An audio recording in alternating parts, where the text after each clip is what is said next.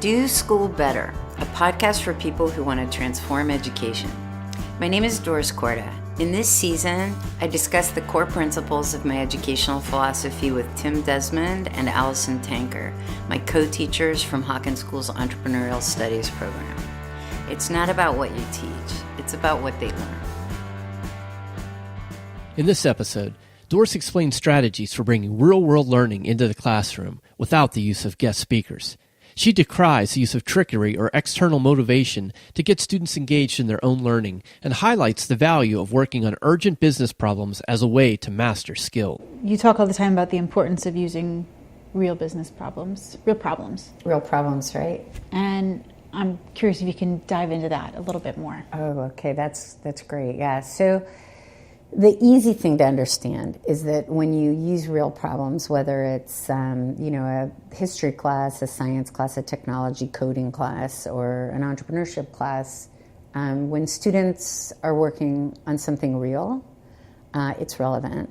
And as a teacher, I learned early on when I was teaching math from the very beginning that the starting point had to be connecting each student to engage each student's interest, and the way you engage students' interest is by having them understand and realize and discover, wow, this is really relevant to me and meaningful, and I want to know this. Mm-hmm. Okay, so as John Dewey said, you don't use trickery. You don't need to use trickery to.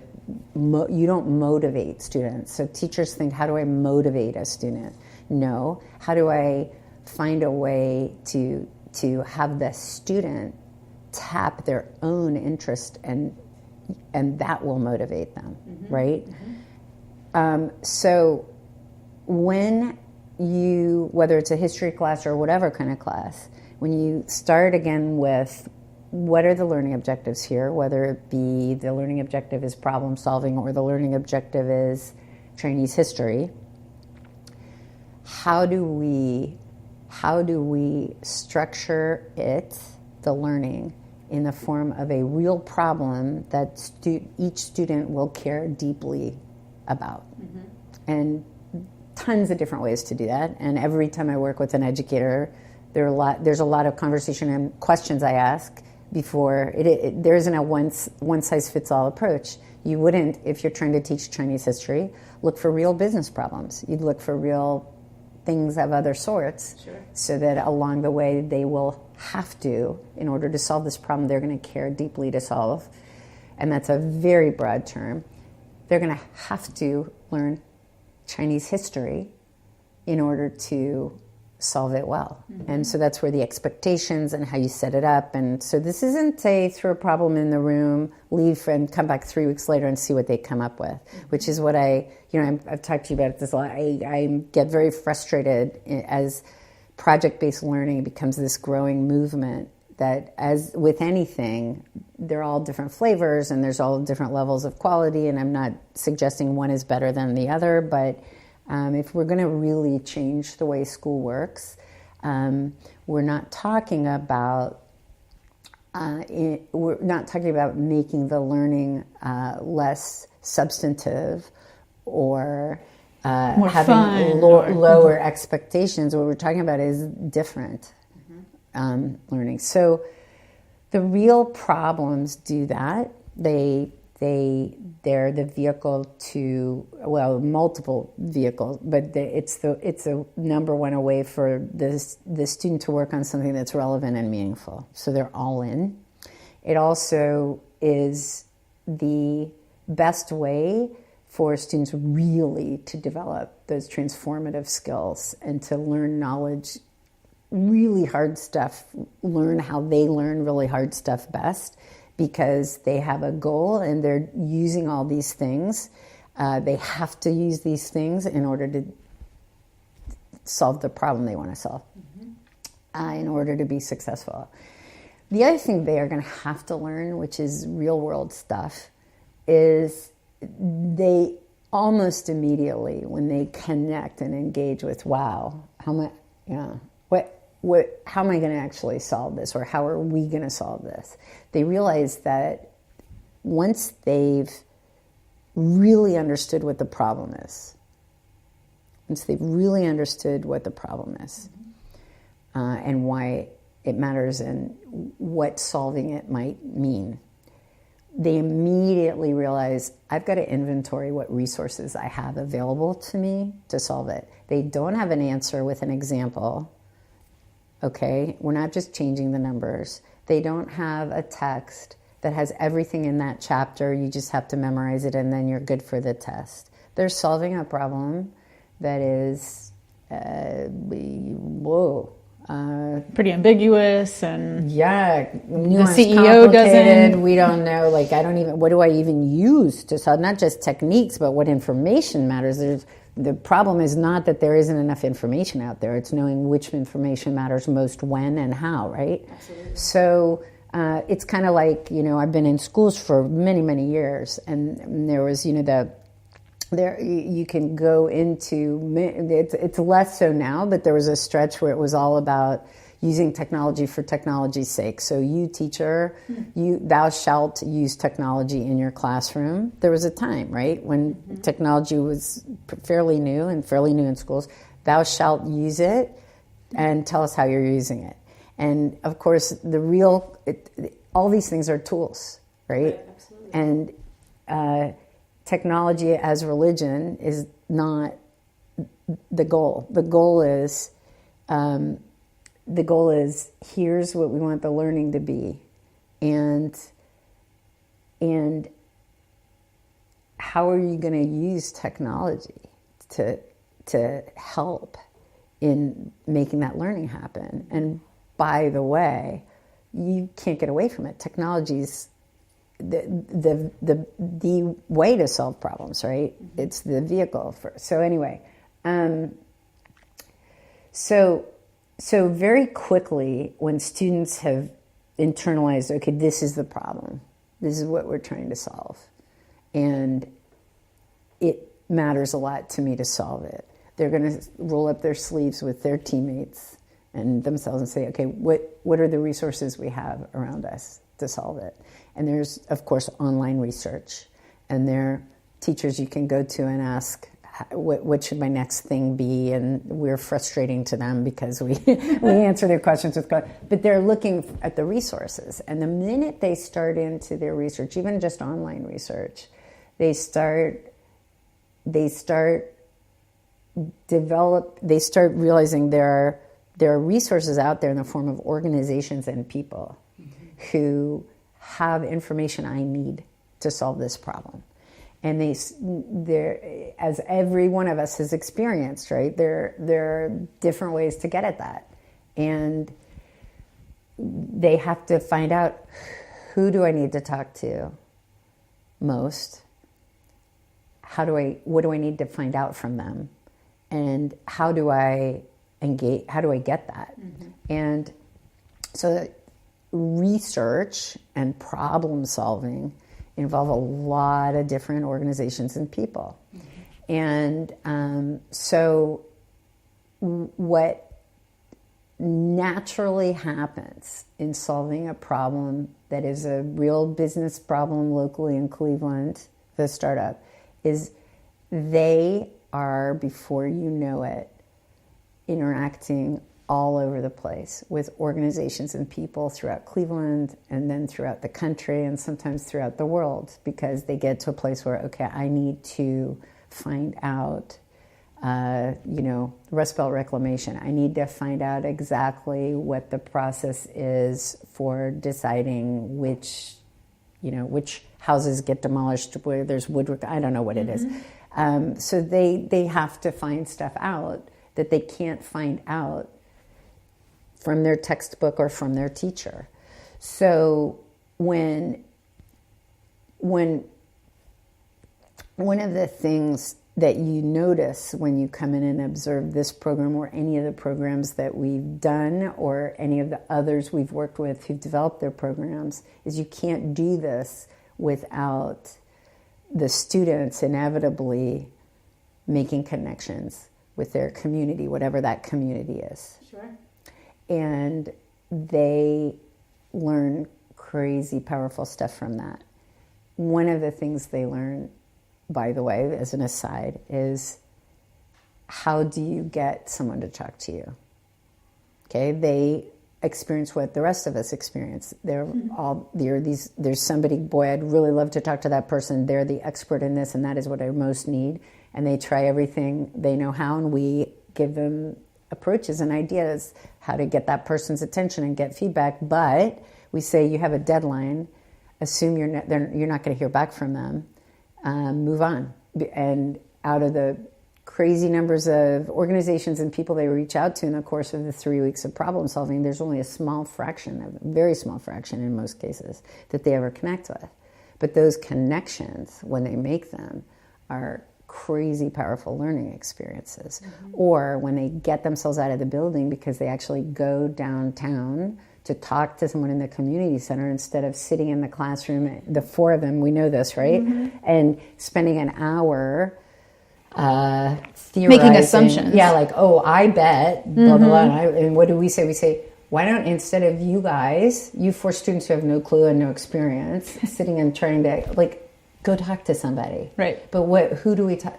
What if they don't have time for it? Should we call them ahead? We tried to call, we got noise. Go down there. Do you think there's somebody maybe who will talk? You know, they learn these things. We do things like bring people in when there's something specific that's important for the students to learn, and there's somebody who we have in our we built up over the years, an inventory of people who want to help support the students in the program, who will bring in and say, okay, I need you to do a workshop to teach students how to do evaluation.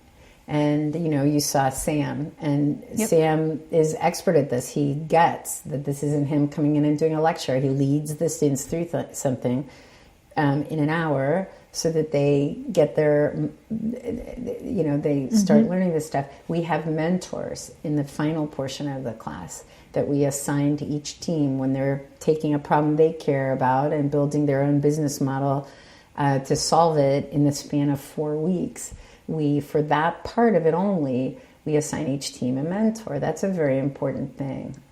It's very important for a lot of reasons, but one of the things that happens with that is they have this mentor. This mentor's not an educator, somebody out in the working world who has tons of experience working with businesses and startups. And when the students are trying to create a business model to solve a problem and they're coming up with something that's absolutely crazy or laughable, or they're trying to figure out who do I even talk to, the mentor's like, hey, like, that's not going to work, forget that. And have you thought about asking so-and-so? And it's a slice for those students of interaction with someone very seasoned out in the working world that they would never normally get, where they're actually working on something together. They would never get that until they're well out of college. And it's really eye-opening. And now along the way, we're working with the mentors. We do an orientation where we give them some boundaries, because just like yourself as an instructor, if the mentor goes in and solves it for them, it's not helpful. We also aren't training them up to be full-on educators, so there's a place, and so we have to orient the mentors. And then at the same time, as you know, we're also talking to the student teams when the mentors aren't there, but the fact that, okay, you're trying to build a business model to solve your problem. Nobody knows the right way to do it because it hasn't been done before, and it's your problem to solve. And you now have not only your instructors who throw questions at you, guide you, whatever, you now have this mentor, and none of us know the right answer. So as I always say when I come into a team and they say, hey, will you help me, or will you help us? Here's what we're thinking. What do you think? I always say, okay, do you really want to hear what I think? Yes, oh yes, we really want to hear. And I'll say, all right, but I'm going to preface like I always do. I'm going to throw a bunch of stuff at you, a bunch of questions that are on my mind after hearing this. And when I leave, you can consider every question I asked and think about it, and you're free to reject any of it. And the same is true with the mentor. The mentor may say, actually, guys, I think that's bunk. And here's my question, what about this? And unless you process and agree, oh, based on what he or she said, yes, this is bunk, we should go the other route. If you process what he or she said, and you think, no, actually, we still don't think it's bunk. We still want to go that way and not this way. That's going to be up to you. But the whole class, getting back to why we use real problems, is all about this stuff. They're going to be using resources. They're going to be connecting with their community. They're going to be working in the course of the 4 or 5 months of this class with so many different people from so many different worlds, in so many different conversations with so many different perspectives. And it's eye-opening. Talk about a way to have a student really develop a deep-rooted open-mindedness, a really deep-rooted understanding of the fact that in most of life, there's not a right and a wrong. In most of life, there isn't, here's the right answer to that, and you get 100%. There are different perspectives. When we, at the end of the class, talk about when you form your team, you're at the first 3 problems, we set up their teams so that each student will be on entirely different teams, because teaming and collaboration is such a huge part of the curriculum and learning, and we want them to have very different teams to have to deal with different personalities, different dynamics, because it's really important to their learning.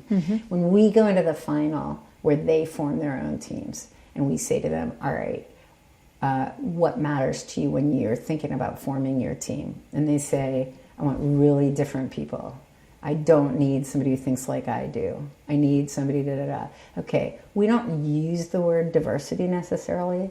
We don't hit it on the head explicitly. We don't need to.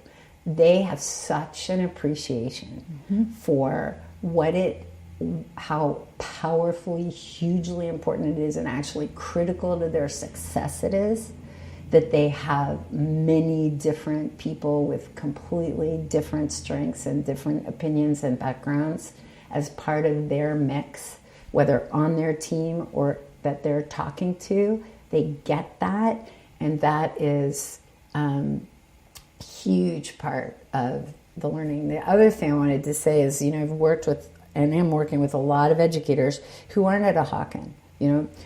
Someone who's very remote, rural part of South Carolina, public school that's no resources. The kids don't have technology. They don't have access to much technology. They're not in a city. They don't have an alum community of successful business. So, and you know what? They formed a program where and in this case it is an entrepreneurship class, but the teacher I'm working with has developed an entrepreneurship class where the students are working on real problems, and there are ways for her to construct those, to bring those in, to find those easily, that the students care deeply about. And there are ways, they will find a way, those students, to tap resources outside the school, to connect with resources outside the school. They will find a way, because they live in a world where technology allows everybody to do that. It's crazy empowering. So they will find a way, and they do. Some number of them have cell phones. Some number of them have at home a computer. There are some computers in the tech center library. There's always some way, and they connect with people externally. And that's a massively powerful part of the learning in the class, and that all comes from real problems. Thanks for listening to this episode of Do School Better. We would love to hear from you, so please leave us a comment or a review. And if you're interested in learning more, check out wildfire-education.org.